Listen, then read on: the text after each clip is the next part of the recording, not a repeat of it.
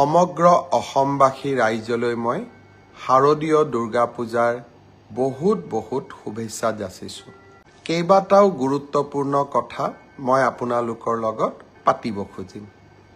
শেষত আমাৰ সকলোৰে আদৰৰ জুবিন গাৰ্গৰ মৃত্যুৰ হত্যাৰ তদন্তৰ বিষয়েও আপোনালোকৰ লগত কথা পাতিম। প্ৰথমে মই সৰু কেইটামান কথা যি মোৰ দৃষ্টিত সৰু, কাৰোবাৰ দৃষ্টিত সৰু, নিবনুৱা যুৱকৰ বাবে বহুত ডাঙৰ কথা, মই কেইটামান কথা ক'ব খুজিছোঁ।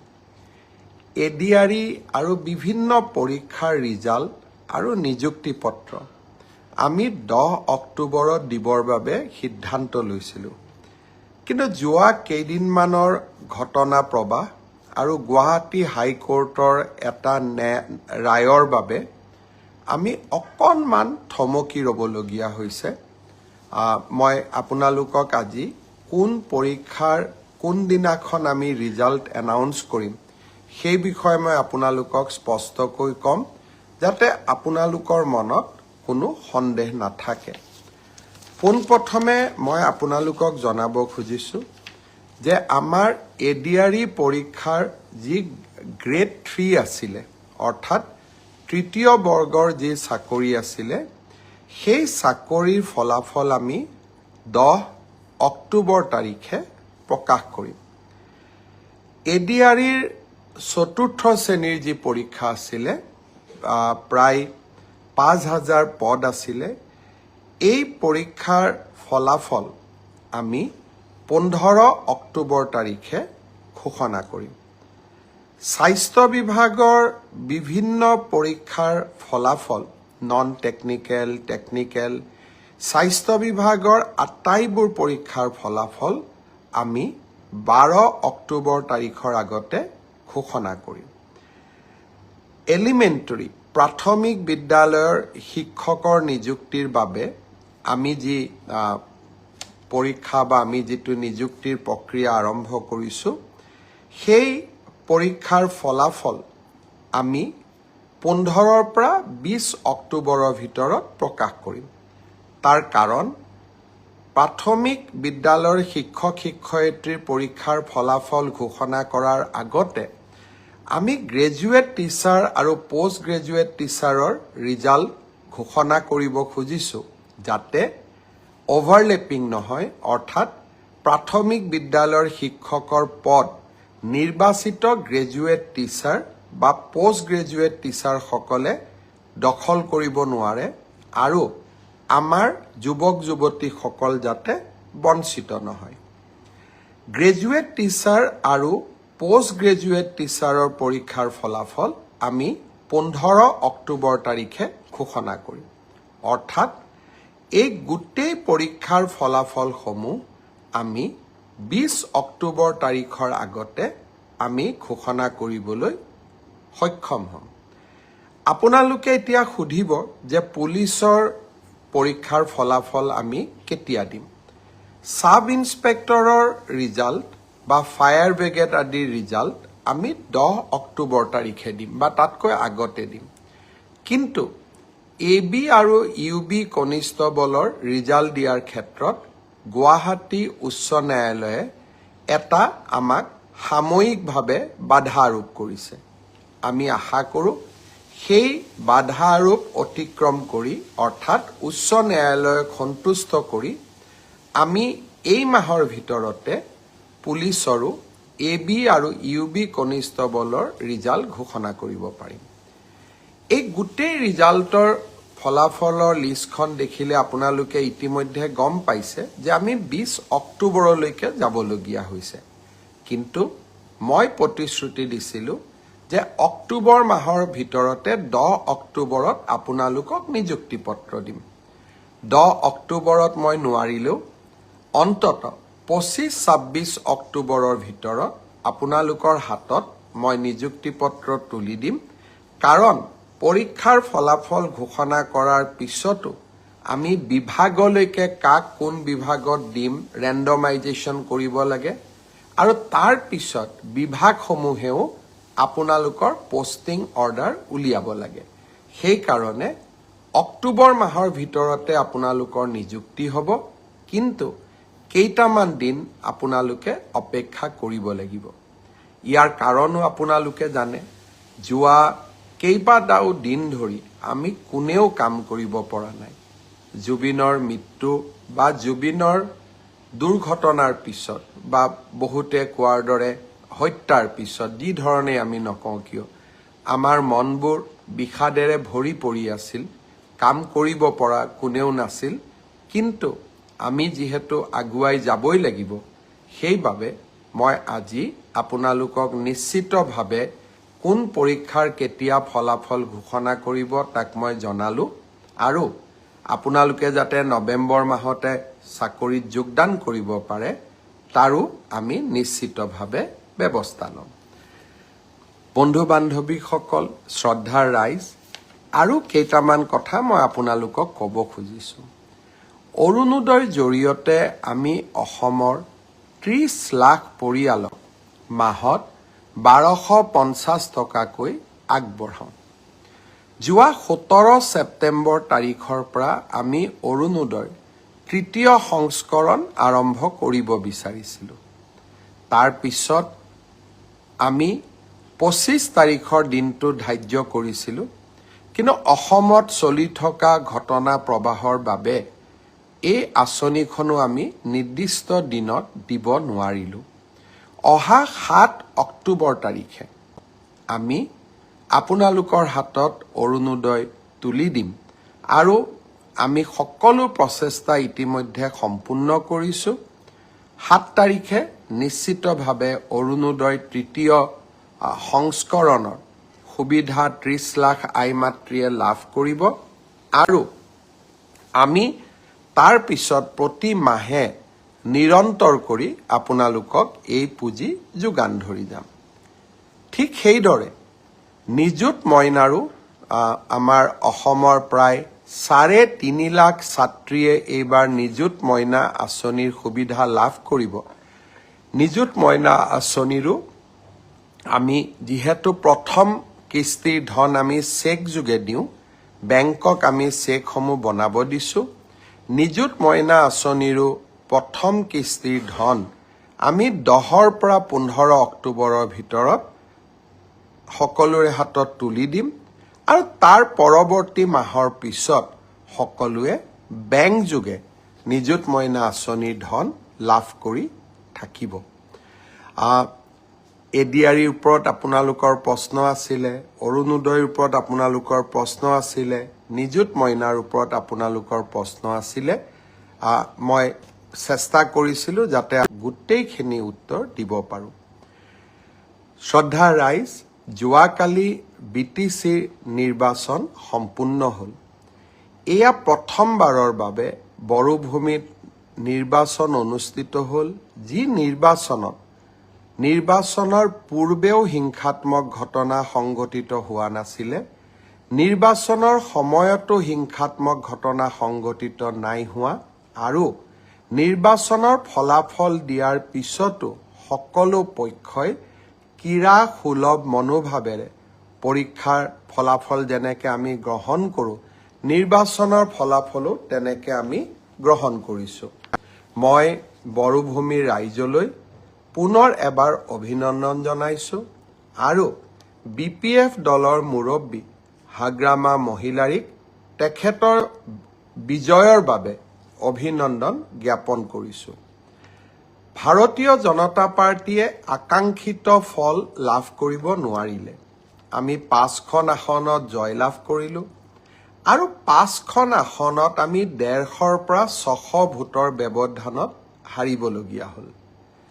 মূল কাৰণ এইটোৱেই যে যিদিনাখনে আমি জুবিন গাৰ্গৰ মৃত্যুৰ বাতৰি পালোঁ, আমি গোটেইবিলাকে নিৰ্বাচনৰ ৰণক্ষেত্ৰৰ পৰা আঁতৰি আহিলোঁ, আৰু জুবিনৰ শৱদেহ পাৰ্থিৱ শৰীৰ গুৱাহাটীলৈ উভতাই অনা, পোষ্টমৰ্টেম, শ্ৰদ্ধাঞ্জলি আৰু শেষকৃত্য সম্পন্ন কৰ্তব্যৰ তাগিদাত আমি নিৰ্বাচনৰ ৰণভূমি তাতেই এৰি থৈ উভতি আহিলোঁ। আকাংক্ষিত ফল লাভ কৰিব নোৱাৰিলোঁ, কিন্তু আমি সকলোৱে জানো যে কৰ্তব্যৰ আহ্বানতকৈ জীৱনত আন একোৱেই ডাঙৰ হ'ব নোৱাৰে।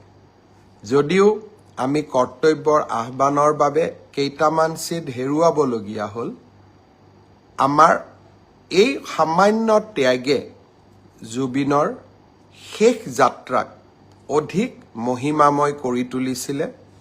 ৰাইজক আমি বিভিন্ন প্ৰকাৰে সেই সময়ছোৱাত ৰাইজৰ লগত থিয় হৈ থাকিব পাৰিছিলোঁ।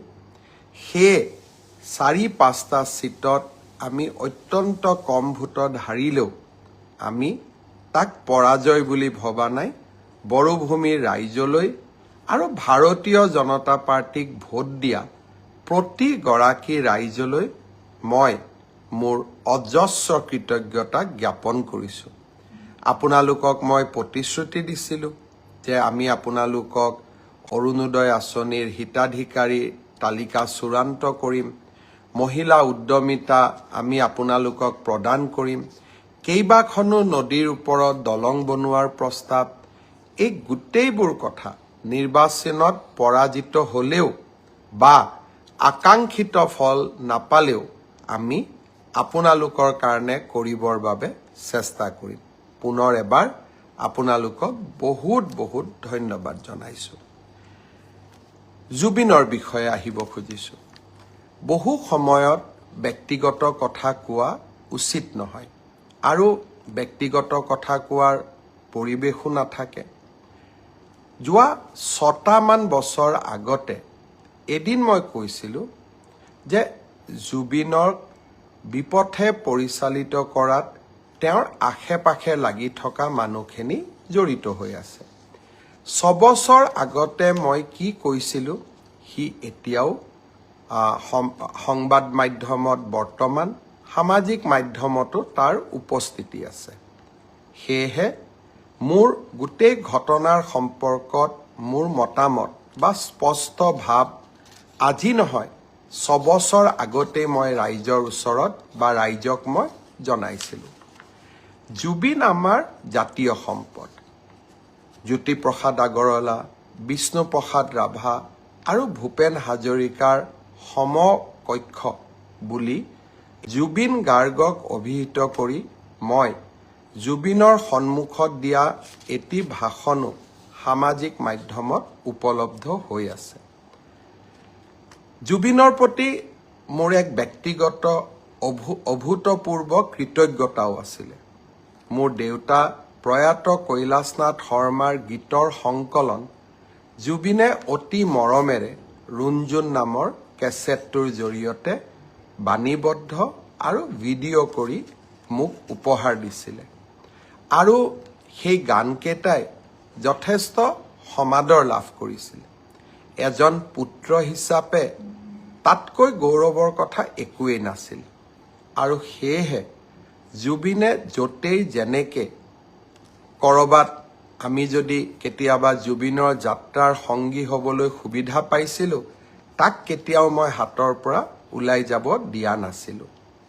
আজি ক'ভিডৰ সময়ত মুম্বাইৰ পৰা জুবিনক উভতাই অনা, ডিব্ৰুগড়ৰ পৰা বিশেষ বিমানেৰে নতুন দিল্লীত গ্ৰীণ কৰিডৰ বনাই জুবিনৰ চিকিৎসাৰ ব্যৱস্থা কৰা, জীৱনৰ কেইবাটাও গুৰুত্বপূৰ্ণ অধ্যায়ৰ মই সাক্ষী হৈ থকাৰ সুযোগ পাইছিলোঁ। মোৰ একো কণ্ট্ৰিবিউশ্যন নাছিলে, কিন্তু মই সাক্ষী হৈ থাকিব পাৰিছিলোঁ। সেয়েহে কোনো এজন জুবিন অনুৰাগীতকৈ মই নিজকে কম অনুৰাগী বুলি নাভাবোঁ আৰু বেছি বুলিও নাভাবোঁ, কাৰণ আমি সকলোৱে জুবিনক ভাল পোৱাৰ অধিকাৰ আছে আৰু অধিকাৰ থাকিব। জুবিনক আমি গীত মাত আৰু সংস্কৃতিৰ মাজেৰে আমি সকলো গৌৰৱী অসমীয়াই আমি জীয়াই ৰাখিম। জুবিনৰ ঘটনাৰ ন্যায় লাগে। ৰাইজৰ দৃষ্টিত আৰু বিভিন্ন পুলিচৰ হাতত অহা নথি পত্ৰৰ দৃষ্টিভংগীৰ পৰা শ্যামকানু মহন্ত, সিদ্ধাৰ্থ শৰ্মা আৰু কেইবাজনকো আমি বহুত কথা সুধিব লাগিব। আইনে আইনৰ ৰাস্তা ল'ব। মই আজিৰ এই ফেচবুক লাইভৰ জৰিয়তে শ্যামকানু মহন্ত আৰু সিদ্ধাৰ্থ শৰ্মাক ক'ব বিচাৰোঁ যে আপোনালোকে জনতাৰ ধৈৰ্যৰ সৈতে খেলিবৰ বাবে চেষ্টা নকৰিব। 6 অক্টোবৰ তাৰিখে আমি আপোনালোকক অসমত বিচাৰিছোঁ। পূজাৰ কেইটামান দিনৰ বাবে আমি আপোনালোকক বিচৰা নাই যে দশমীলৈকে আপোনালোক আহক। দশমীৰ পিছতে 6 অক্টোবৰত আমি আপোনালোকক CIDৰ কাৰ্যালয়ত বিচাৰিছোঁ। আৰু আপোনালোকে ফেচবুক লাইভ কৰি বা একোখন পত্ৰ লিখি জনতা আৰু আইনৰ পৰা হাৰিব আপোনালোকে নোৱাৰিব। আপোনালোকে যদি সঁচাকৈ আপোনালোক নিৰ্দোষী, সাহসেৰে আহক, CIDৰ কাৰ্যালয়লৈ আহক, আপোনালোকে নিজৰ কথা কওক। আৰু যদি আপোনালোকে কথা ক'ব CIDক নোখোজে, আদালতৰ ওচৰত গৈ কওক। কিন্তু ৰাইজৰ ক্ষোভৰ সৈতে, যি ক্ষোভ এতিয়া অগণিত পৰিণত হৈছে, ক্ষোভৰ সৈতে আপোনালোকে খেলা নকৰিব। মই অসমৰ মুখ্যমন্ত্ৰী হিচাপে আপোনালোকক স্পষ্ট সকিয়নি দিব খুজিছোঁ যে অহা 6 অক্টোবৰৰ তাৰিখৰ দিনা আপোনালোকে নিশ্চিতভাৱে গুৱাহাটীলৈ আহি আপোনালোকে আপোনালোকৰ মন্তব্য, আপোনালোকৰ বক্তব্য আগবঢ়াওক। আইনে আইনৰ মাজেৰে গতি কৰিব। আৰু এটা কথা মই সকলোকে স্পষ্ট কৰি দিব খুজিছোঁ, কোভিডৰ সময়তো মই অসমবাসী জনসাধাৰণক এৰা নাছিলোঁ। বানপানীৰ সময়তো মই অসমবাসী জনগণক এৰা নাছিলোঁ। আৰু জীৱনত এটা দিন আহিছিল যে PPE কিট পিন্ধিও কোভিডৰ ICUৰ ভিতৰত গৈ জনতাক সেৱা কৰাৰ চেষ্টা কৰিছিলোঁ। আৰু আজি যেতিয়া অসমৰ জনতাই জুবিনক ন্যায় দিয়াৰ বাবে আন্দোলন কৰিছে, তাৰ পৰা মই পৃথক নহয়। আৰু সেই কাম মই কৰিবই লাগিব। আৰু সেইকাৰণে মই আজি পুনৰ এবাৰ প্ৰতিশ্ৰুতি দিছোঁ যে জুবিনৰ ঘটনাৰ সৈতে জড়িত সকলো কেইগৰাকী ব্যক্তিক আইনৰ সন্মুখলৈ অনাৰ দায়িত্ব অসমৰ মুখ্যমন্ত্ৰী হিচাপে মোৰ। আৰু সেই দায়িত্ব মই কৰ্তব্য নিষ্ঠাৰে সৈতে পালন কৰিম, দায়বদ্ধতাৰে সৈতে মই পালন কৰিম। আগতেও বহু এনেকুৱা ঘটনা হৈছে, আসামী কেতিয়াবা 2টা দিন পলাই থাকে। কিন্তু আইনৰ হাত বহু দীঘল, আইনৰ ধৈৰ্য আছে। আৰু আইনে কেনেকৈ আগবাঢ়িব লাগে তাৰ বিষয়ে আইনে জানে। আৰু আইনে কাকো ৰেহাই নিদিয়ে। অসম পুলিচে বিভিন্ন সময়ত প্ৰমাণ কৰিছে, শিশুৰ বলাৎকাৰৰ ঘটনাৰ পৰা গড় হত্যাৰ আসামীলৈকে অসম পুলিচে ইতিমধ্যে প্ৰমাণ কৰিছে যে অসম পুলিচে সময়ত কিমান শক্তিশালী ভূমিকা ল'ব পাৰে। আৰু সেইকাৰণে কাৰোবাৰ মনত অকণমানো ধাৰণা থাকিব নালাগে যে এইখন চৰকাৰে জুবিনক ন্যায় দিয়াৰ প্ৰচেষ্টা নকৰিব। এইখন চৰকাৰে শ্যামকানু মহন্ত, সিদ্ধাৰ্থ শৰ্মাৰ দৰে ব্যক্তিৰ ওচৰত শিৰ নত কৰিব। এইখন চৰকাৰে অসমৰ ৰাইজৰ ওচৰত শিৰ নত কৰিব। সিদ্ধাৰ্থ শৰ্মা আৰু শ্যামকানু মহন্তৰ ওচৰত শিৰ নত নকৰে। আৰু সেইবাবে মই সিদ্ধাৰ্থ শৰ্মা আৰু শ্যামকানু মহন্তক ক'ম যে ঘটনা প্ৰবাহ বহু দূৰলৈ যাব নিদিব। আইনৰ কোনোবাই যদি ভাবিব পাৰে যে আমি আদালতত যাম, এণ্টিচিপেটৰী বেইল ল'ম, ইণ্টাৰিম বেইল ল'ম, এই প্ৰচেষ্টাবিলাক কৰা উচিত নহয়। কাৰণ জুবিন এগৰাকী জাতীয় সম্পদ। জুবিনৰ হত্যাৰ প্ৰতিটো মুহূৰ্তৰ ঘটনা তন্ন তন্ন কৰি ৰাইজৰ আগত আপোনালোকে ক'ব লাগিব। আৰু মই ভাবোঁ এই কাম আপোনালোকে কৰিব। আৰু আপোনালোকক কোনো ক্ষেত্ৰতে আইনৰ বাহিৰত গৈ শাস্তি দিয়া নহয়। আইনে আপোনালোকক দোষী হ'লে শাস্তি দিব, দোষী নহ'লে আপোনালোকক নিৰ্দোষী বুলি ক'ব। কিন্তু আইনৰ পৰা দূৰত থাকিলে আপোনালোকে কেতিয়াও নাভাবিব যে চৰকাৰ মনে মনে থাকিব আৰু চৰকাৰে ব্যৱস্থা নল'ব। মই আৰু কেইটামান মনৰ কথা ক'ব খুজিছোঁ। এইখন জুবিনৰ অসম, এইখন আমাৰ জননী আৰু জন্মভূমি। এইখন অসমত আমি যিকোনো কাৰণতে এইখন অসমক আমি নেপাল কৰিব নোৱাৰোঁ। কেইটামান দিনৰ পৰা সামাজিক মাধ্যমত নেপালৰ উদাহৰণ দিয়া হৈছে। আমি অসমত লাচিতৰ উদাহৰণ দিম। আমি অসমত আমি মহাৰাজ পিথুৰ উদাহৰণ দিম। আমি ভগদত্তৰ উদাহৰণ দিম। আমি ভূপেন হাজৰিকাৰ উদাহৰণ দিম। আমি জুবিন গাৰ্গৰ উদাহৰণ দিম। আমি নেপালৰ উদাহৰণে অসম নচলাম। আজি এটাই মই কথা ক'ব খোজোঁ, এটাও যদি অসমৰ সম্পত্তিক আজি আমি হানি কৰোঁ, আটাইতকৈ দুখ জুবিন গাৰ্গে পাব। কাৰণ এইখন জুবিনৰ অসম, আমাৰ সকলোৰে জননী আৰু জন্মভূমি। আজি কেইগৰাকীমান ব্যক্তিয়ে জুবিনৰ ন্যায় বিচাৰি ৰাস্তাত আন্দোলন কৰিছে। পুলিচে তেওঁলোকক গ্ৰেপ্তাৰ কৰিছে আৰু মানুহে সুধিছে তেওঁলোকক কিয় গ্ৰেপ্তাৰ কৰা হ'ল। এজন ব্যক্তিৰ নাম অজয় ফুকন। জুবিন গাৰ্গে নিজে এই ব্যক্তিজনৰ বিষয়ে কৈ যোৱা কথাকেইটা আপোনালোকে শুনিব। জুবিনে জীৱনকালত কৈ গৈছিল যে এই ব্যক্তিজনৰ জৰিয়তে মোৰ লগত কোনেও সম্পৰ্ক নকৰিব। মই জুবিনে দিয়া টুইটটো মই পঢ়ি দিব খোজা নাই। জুবিনৰ ভিডিঅ'টো সামাজিক মাধ্যমত উপলব্ধ থাকিব।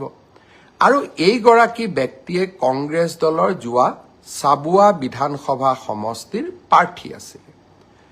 আনজন ন্যায় বিচৰা ব্যক্তি হ'ল ভিক্টৰ দাস। এগৰাকী সহজ সৰল ছোৱালীক কেনেকৈ গুৰুল কৰি এই ব্যক্তিজনে পিটিছিলে তাৰ প্ৰতিচ্ছবি এতিয়াও আমাৰ সন্মুখত পৰা আঁতৰি যোৱা নাই। যিদিনাখন এই ব্যক্তিজনে ছোৱালীজনীক গুৰুল কৰি মাৰিছিলে, মই ভাবোঁ সিদিনাখন জুবিনেও কান্দিছিলে আৰু জুবিনেও এই ব্যক্তিজনৰ বিৰুদ্ধে ন্যায় বিচাৰিছিলে। অসমবাসী ৰাইজক মই বিনম্ৰতাৰে সৈতে ক'ব খোজোঁ, জুবিনৰ নামত চৰকাৰ বিৰোধী ৰাজনীতি হ'ব নোৱাৰে। জুবিনৰ নামত আমি অসমখনক নেপাল কৰিব দিব নোৱাৰোঁ। আৰু জুবিনৰ আত্মাক শান্তি দিবৰ বাবে আমি এই অসমখনক সুফলা কৰি আমি নিৰ্মাণ কৰিব লাগিব। এইখন অসমক আমি ভাৰতৰ শ্ৰেষ্ঠতম ৰাজ্য কৰিব লাগিব। সেইবাবে মই সকলোকে কৰজোৰে অনুৰোধ কৰোঁ, নেপাল কৰাৰ প্ৰচেষ্টা নকৰিব। কাৰণ ইয়ে জুবিনৰ আত্মাক আটাইতকৈ কষ্ট দিব। আইনে তাৰ কি ব্যৱস্থা ল'ব পিছৰ কথা। কিন্তু কোনোবাই যদি ভাবে যে হিংসাই কাৰোবাক ন্যায় দিব, মই ভাবোঁ সেয়া কেতিয়াও সম্ভৱ হ'ব নোৱাৰে। আইনে ন্যায় দিব। অসমৰ মুখ্যমন্ত্ৰী হিচাপে মই আপোনালোকক প্ৰতিশ্ৰুতি দিছোঁ। শ্যামকানু মহন্ত, সিদ্ধাৰ্থ শৰ্মা, শেখৰ গোস্বামী, যোনেই নহওক কিয়, আৰু দুই এজনৰ নাম মই লোৱা নাই, আমি কেতিয়াও তেওঁলোকক বিচাৰ নোহোৱাকৈ তেওঁলোকক সহজে আমাৰ হাতৰ পৰা আমি যাব নিদিওঁ। মাত্ৰ ৰাইজক মই অনুৰোধ কৰিম, আপোনালোকে আইন হাতত নল'ব। পুলিচ আছে আৰু অসম পুলিচে যোৱা 5টা বছৰত কৰি অহা কাম আপোনালোকে দেখিছে। কাজিৰঙাত এটাও গড় হত্যা নোহোৱা হ'ল। শিশুক ঢিঙৰ ঘটনা জানে। আমি কাকো কেতিয়াও এৰি দিয়া নাই। আৰু এতিয়াও মই প্ৰতিশ্ৰুতি দিছোঁ যে জুবিন গাৰ্গৰ প্ৰতিটো পল, প্ৰতিটো ক্ষণৰ শেষ ক্ষণৰ হিচাপ আমি অসমবাসী ৰাইজে পাব লাগিব। ধৈৰ্য আমাৰ থাকিব লাগিব। কাৰণ যদি আমি ধৈৰ্য হেৰুৱাই পেলাওঁ, তেতিয়াহ'লে আমি আমাৰ মানসিক সন্তুলনো হেৰুৱাই পেলাম। আৰু তেতিয়া আমি আমাৰ আকাংক্ষিত লক্ষ্যত উপনীত হ'ব নোৱাৰোঁ। শ্যামকানু মহন্ত, সিদ্ধাৰ্থ শৰ্মাৰ বিৰুদ্ধে আমি লুকআউট নটিচ ইছ্যু কৰিছোঁ, অৰ্থাৎ তেওঁলোক এতিয়া বিদেশলৈ পলাই যাব নোৱাৰে। পোষ্টমৰ্টেম ৰিপৰ্ট ছিংগাপুৰৰ পৰা আনিবৰ বাবে আমি প্ৰচেষ্টা কৰিছোঁ। গুৱাহাটী মেডিকেল কলেজৰ পোষ্টমৰ্টেম ৰিপৰ্ট ইতিমধ্যে প্ৰস্তুত হৈ উঠিছে। দিল্লীৰ CFLলৈকে আমি তেওঁৰ ভিছেৰা চেম্পল পঠাইছোঁ, যাতে তেওঁৰ শৰীৰত কোনোবাই বিষ প্ৰয়োগ কৰিছিল নেকি তাৰ বিষয়ে যাতে আমি জানিব পাৰোঁ। শ্যামকানু মহন্তৰ প্ৰত্যেকটো একাউণ্ট, পেন কাৰ্ড, তেওঁৰ ক্ৰেডিট কাৰ্ড আমি সকলো ফ্ৰিজ কৰিছোঁ, যাতে তেওঁ বহু দিনলৈ বাহিৰত থাকিব নোৱাৰে। আৰু 6 অক্টোবৰৰ দিনাখনলৈকে যদি সিদ্ধাৰ্থ শৰ্মা আৰু শ্যামকানু মহন্ত নাহে, অসম পুলিচে আপ্ৰাণ প্ৰচেষ্টা কৰিব তেওঁলোক য'তেই আছে তাৰ পৰা আমি উভতাই অসম ভূমিলৈ লৈ অহাৰ বাবে। আৰু আপোনালোকৰ হাততো কিবা তথ্য থাকিলে আপোনালোকেও আমাক সহযোগিতা কৰিব। জুবিন ৰাইজৰ সম্পদ। জুবিনক ন্যায় দিয়াৰ দায়িত্ব প্ৰত্যেকগৰাকী অসমবাসী ৰাইজৰ কৰ্তব্য। আমি কেইজনমানে এই দায়িত্ব মূৰত তুলি ল'ব নালাগে। এই দায়িত্ব 3 কোটি অসমৰ জনতাই আজি মূৰত তুলি লৈছে। আৰু জনতাৰ প্ৰতিনিধি হিচাপে এই দায়িত্ব মই নিষ্ঠাৰে আৰু সততাৰে সৈতে পালন কৰিম। প্ৰতিটো মুহূৰ্ত আজি কোনোবা এজন বেলেগ সিদ্ধাৰ্থ শৰ্মা আহি পাব দিল্লীত, আমি উৰা বাতৰি উলিয়াই দিম যে 10Bত বহি থকা ব্যক্তি এইজনেই হয়। আৰু এটা উৰা বাতৰি উলিয়াই দিম, শ্যামকানু মহন্ত গুৱাহাটীতেই বহি আছে। মই ভাবোঁ উৰা বাতৰি আমাৰ মনবোৰ অশান্ত কৰিব। এখন জুবিনৰ হকে কাম কৰা, নিষ্ঠাৰে কাম কৰিব বিচৰা চৰকাৰ আৰু অসমৰ মুখ্যমন্ত্ৰী আপোনালোকৰ লগত আছে। যিদিনাখন মই বিফল হ'ম, সিদিনাখন আপোনালোকে মোক শাস্তি দিব। কিছুমানে কৈছে যে 26ত ভোট নিদিওঁ। সি স্পষ্ট কথা, আমি যদি জুবিনক ন্যায় দিব নোৱাৰোঁ, আমাক আপোনালোকে কিয় ভোট দিব? নিদিয়াটো স্বাভাৱিক, আৰু তাক আমি মানিও ল'ব লাগিব। সেইবাবে ৰাইজক মই আকৌ এবাৰ আন্তৰিকতাৰে সৈতে জনাব খুজিছোঁ যে মই মোৰ লক্ষ্যত অটল হৈ আছোঁ, আৰু এই লক্ষ্যত অটল হৈ থাকিয়েই মই কাম কৰি যাম। আজিৰ পৰা 10-12 বছৰ আগতে শ্যামকানু মহন্তৰ লগত কেতিয়াবা উঠা ফটো এখন সামাজিক মাধ্যমত দিব। ঠিক তেনেকৈ অখিল গগৈও শ্যামকানু মহন্তৰ লগত ফটো উঠিছিলে। কাৰণ আমি সামাজিক ব্যক্তি। আজি ৰাতিপুৱাও 50-60 গৰাকী মানুহৰ লগত মই ফটো উঠি আহিছোঁ। কোন কি মইতো নাজানো, কিন্তু এজন সামাজিক ব্যক্তি হিচাপে জীৱনৰ বিভিন্ন মুহূৰ্তত, বিভিন্ন সময়ত কাৰোবাক আমি লগ পাওঁ, কিন্তু অপৰাধীক সহায় কৰা সি অসমৰ মুখ্যমন্ত্ৰীৰ দায়িত্ব হ'ব নোৱাৰে। ব্যক্তিগত সম্পৰ্কৰ ওপৰত গৈ আমি জুবিনক ন্যায় দিবই লাগিব, সমাজক আমি সন্তুষ্টি কৰিবই লাগিব, আৰু এয়া মোৰ দায়িত্ব আৰু কৰ্তব্য। মই মাত্ৰ এটাই অনুৰোধ কৰিম, অসমক নেপাল বনাম বুলি নক'ব। বহু কষ্ট কৰি আমি সকলোৱে এইখন অসমলৈ এটা নতুন গতি উভতাই আনিছোঁ। ছেমি কণ্ডাক্টৰৰ পৰা বাঁহেৰে বনোৱা ইথানল, নামৰূপৰ সাৰ কাৰখানাৰ পৰা নুমলীগড়ৰ শোধানাগাৰ, আৰু এইখন অসমত IIT, IIM, national forensic science university.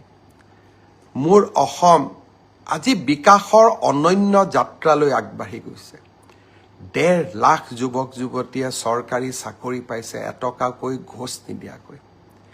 এইখন অসমক আমি নেপাল বনাম, এইখন অসমক আমি লণ্ডভণ্ড কৰিম। মোৰ মনে নামানে, মোৰ প্ৰাণে নামানে। অসমৰ যুৱ শক্তিয়ে এইখন অসমক আগুৱাই লৈ যাব। এইখন জুবিনৰ অসম, এইখন ভূপেন হাজৰিকাৰ অসম, এইখন জ্যোতি বিষ্ণুৰ অসম, আৰু এইখন অসমক আমি মহাশক্তি কৰিব লাগিব। জুবিনৰ ঘটনাৰ নিৰপেক্ষ তদন্ত কৰিবৰ বাবে যোৱাকালি মই গুৱাহাটী উচ্চ ন্যায়ালয়ৰ মুখ্য ন্যায়াধীশক এখন চিঠি লিখিছোঁ যে এজন চিটিং জাজেৰে আপুনি এখন জুডিচিয়েল কমিশ্যনো গঠন কৰি দিয়ক। যদি পুলিচৰ তদন্তত কিবা ভুল থাকে, জুডিচিয়েল কমিশ্যনখনে যাতে আমাক তন্নকৈ চাই থাকিব পাৰে। অৰ্থাৎ আমি ট্ৰান্সপাৰেন্সি আৰু স্বচ্ছতাৰ মাজেৰে এই তদন্তক আমি আগবঢ়াই লৈ যাব বিচাৰোঁ। অসমৰ ৰাইজক মই আৰু এটা প্ৰতিশ্ৰুতি দি থৈছোঁ। যিদিনাখনে আমি অনুভৱ কৰিম যে অসম পুলিচে জুবিনক ন্যায় দিব নোৱাৰে, সিদিনাখনেই এই গোচৰ আমি CBI লৈকে পঠাই দিম। আজি ৰাতিপুৱা মই কেন্দ্ৰীয় গৃহমন্ত্ৰী ডাঙৰীয়াক জনাইছোঁ যে প্ৰয়োজন হ'লে এই গোচৰ মই CBI লৈকে পঠাম।